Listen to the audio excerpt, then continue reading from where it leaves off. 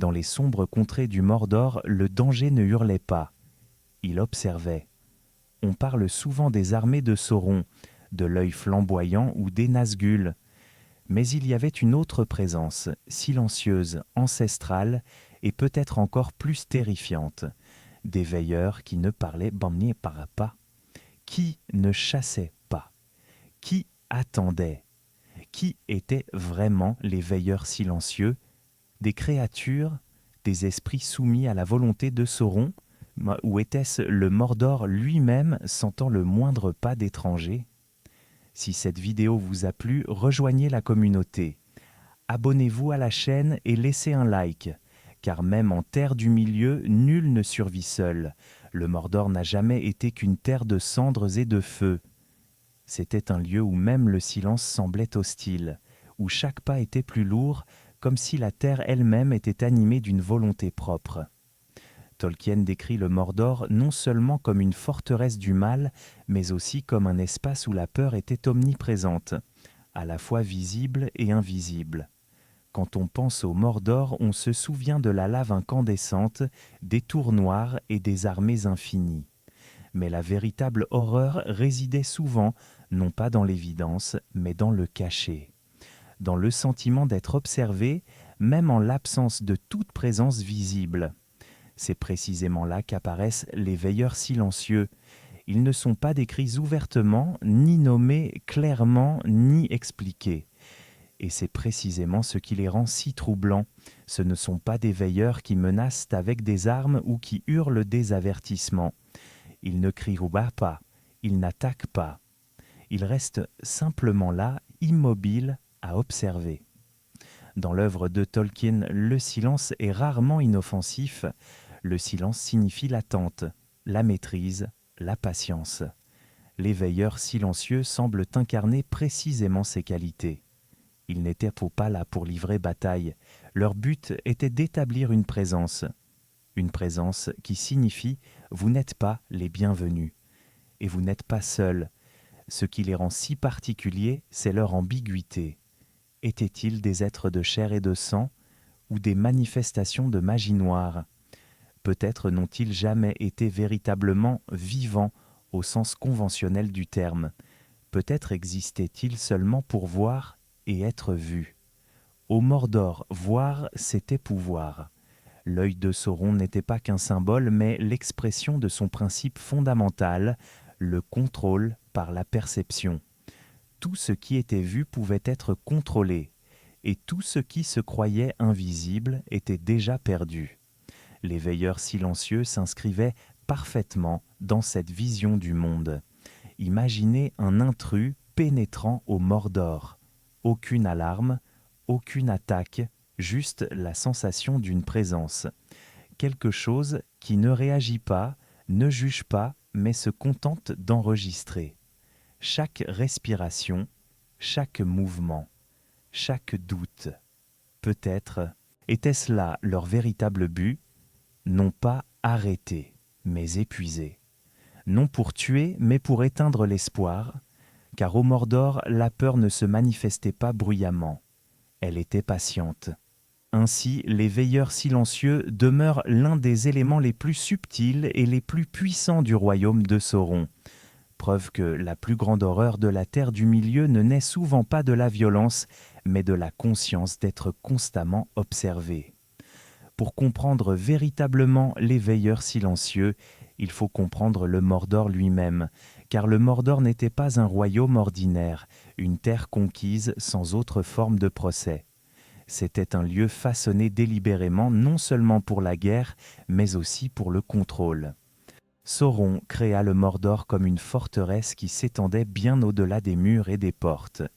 Les montagnes de l'ombre et les montagnes de cendres formaient des barrières naturelles quasi infranchissables. Les rares points d'accès étaient étroits, surveillés et mortels. Pourtant, même ces défenses n'étaient que la périphérie d'un système bien plus vaste. Au cœur de ce système résidait la vue. La perception était pouvoir. Quiconque était vu était déjà fiché. Quiconque était fiché appartenait à Sauron. L'œil qui veillait sur Barad-dûr n'était pas qu'un symbole de peur, mais l'expression d'une philosophie. Rien ne devait échapper à son regard. Dans ce royaume, la surveillance était omniprésente, non seulement par le biais d'éclaireurs ou de messagers, mais à travers la structure même du Mordor. Le paysage semblait hostile, comme s'il avait appris à trahir les intrus. Les chemins menaient à des impasses, les ombres semblaient ensemble se mouvoir et le silence pesait plus lourd que le bruit. C'est là qu'entraient en scène les veilleurs silencieux. Ce n'étaient pas de simples sentinelles. Ils ne patrouillaient pas. Ils ne traquaient de personne. Ils faisaient partie intégrante de l'architecture de la peur. Des points de perception fixes, immobiles, inflexibles, inévitables. Leur existence s'intégrait parfaitement au style de règne de Sauron. Il ne voulait pas seulement vaincre ses ennemis, il voulait les briser avant même qu'ils n'agissent. La certitude d'être constamment surveillé détruit le courage, la détermination et l'espoir. Au Mordor, même l'idée de fuite était un risque. Curieusement, cette surveillance ne visait pas seulement les ennemis. Les propres serviteurs de Sauron vivaient également sous ce regard. Orques, humains, même les plus puissants alliés savaient que leurs erreurs étaient repérées. La loyauté n'était pas attendue, elle était imposée. Ainsi, le Mordor devint un royaume où le mouvement était synonyme de méfiance et l'immobilité, de sécurité. Les veilleurs silencieux amplifiaient ce sentiment. Ils étaient des témoins silencieux qui n'oubliaient rien et ne pardonnaient rien. C'était peut-être là leur plus grande force, non leur pouvoir mais leur constance. Ils étaient toujours là, inchangés, intouchables, et dans une terre marquée par le feu et la destruction, c'était précisément cette présence immuable qui engendrait la terreur la plus profonde. Car au Mordor, on n'était jamais seul et jamais sans surveillance. À ce jour, une question cruciale demeure sans réponse. Que représentaient réellement les veilleurs silencieux ? Tolkien ne nous apporte pas de réponse définitive, et c'est là que réside leur force, car en Terre du Milieu, le mal est rarement défini clairement. Il se révèle par allusion, par fragments, par des choses que l'on ressent plus que l'on comprend. L'une des interprétations les plus plausibles est qu'il s'agissait d'êtres spirituels, non pas de simples créatures de chair et de sang, mais des entités liées à la volonté de Sauron. Peut-être des esprits plus faibles, des puissances corrompues, ayant perdu leur identité propre et ne servant plus qu'une seule fonction, voir. Sauron, lui-même un Maya, savait mieux que quiconque comment lier le pouvoir à des lieux.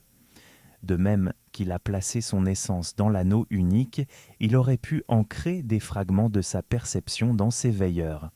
Il serait alors moins des individus que des extensions de sa conscience, des yeux sans voix, une présence sans personnalité. Une autre théorie suggère que les veilleurs silencieux étaient des constructions magiques. Créés par la magie noire, ancrés à des lieux précis, incapables d'agir mais capables de perception, ils seraient de moins des êtres que des mécanismes, les instruments d'un système totalitaire sans faille. Il existe cependant une possibilité plus sombre encore. Peut-être les veilleurs silencieux furent-ils jadis des êtres vivants, des créatures d'une époque révolue, emprisonnées, brisées et condamnées à une vigilance éternelle. Tolkien a maintes fois démontré que le mal ne crée pas, il pervertit. Ce qui vivait autrefois est peut-être devenu immobile et froid. Le plus troublant, toutefois, est l'idée que les veilleurs silencieux n'étaient pas des entités indépendantes, mais plutôt une expression du Mordor lui-même, que cette terre imprégnée du pouvoir de Sauron avait appris à voir. En ce sens, les veilleurs ne seraient pas des corps étrangers, mais des symptômes, des signes que le Mordor n'était pas un lieu passif, mais une composante active du royaume de Sauron. Tolkien laisse délibérément cette question en suspens, et peut-être devrions-nous en faire autant.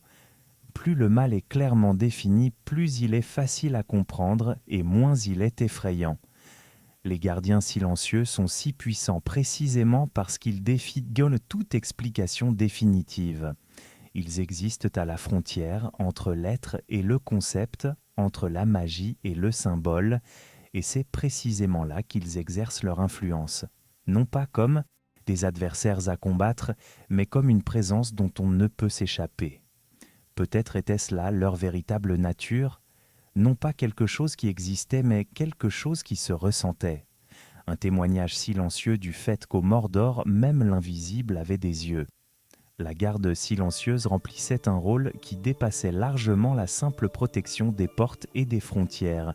Ce n'étaient pas de simples défenseurs, leur véritable fonction résidait non pas dans le combat, mais dans l'esprit. Ils étaient des instruments de pouvoir psychologique. Au Mordor, il ne s'agissait jamais simplement d'arrêter les ennemis, mais de les dissuader avant même qu'ils n'agissent. La certitude d'être observé change tout, chaque pas devient hésitant, chaque pensée plus lourde. L'espoir commence à s'effriter bien avant que l'épée ne soit dégainée. La garde silencieuse incarnait ce principe même. Elle n'intervenait pas, n'empêchait rien directement. Pourtant, elle rendait une chose impossible, se sentir invisible. Et dans un monde où la liberté commence par l'invisibilité, c'était une forme absolue de contrôle. Même pour les serviteurs de Sauron, cette présence constante engendrait la soumission. La loyauté ne découlait pas de la conviction, mais de la peur. Au Mordor, chacun savait que les erreurs étaient vues, que les doutes étaient à déceler, que même les pensées pouvaient être dangereuses. Ainsi, la garde silencieuse reflète l'un des thèmes centraux de l'œuvre de Tolkien. La véritable tyrannie ne requiert pas une violence constante. Elle requiert des structures qui rendent la liberté impossible. Des structures qui surveillent même le silence. Et c'est précisément pourquoi ces gardiens demeurent si inquiétants. Parce qu'ils sont à peine décrits, parce qu'ils n'ont pas de forme précise, parce qu'ils sont plus suggérés qu'explicites. Tolkien savait que l'inconnu a un impact plus fort que n'importe quelle description détaillée. En fin de compte, la garde silencieuse est peut-être moins une entité concrète qu'un symbole. Le symbole d'un monde où le mal ne hurle pas, mais attend. Non pas chasser, mais observer. Non pas détruire, mais contrôler. Le Mordor n'était pas seulement un lieu de feu, c'était un lieu où même le silence était une arme. Et c'est peut-être là la véritable terreur de la garde silencieuse, qu'on ne puisse jamais leur échapper, ni par la force, ni par le courage, mais seulement en quittant le Mordor lui-même, car au Mordor, une vérité indicible demeurait. Ce qui était vu était déjà perdu. Ainsi s'achève notre voyage à travers les ombres du Mordor. Nous avons parlé d'êtres qui ne faisaient jamais de bruit, qui n'agissaient jamais, mais qui voyaient toujours. Peut-être les veilleurs silencieux resteront-ils à jamais une énigme. Pourtant, c'est précisément dans le non-dit que réside leur pouvoir. En attendant de nous revoir, souvenez-vous de ceci. En terre du milieu, comme ailleurs, ce sont souvent les choses silencieuses qui nous observent le plus attentivement.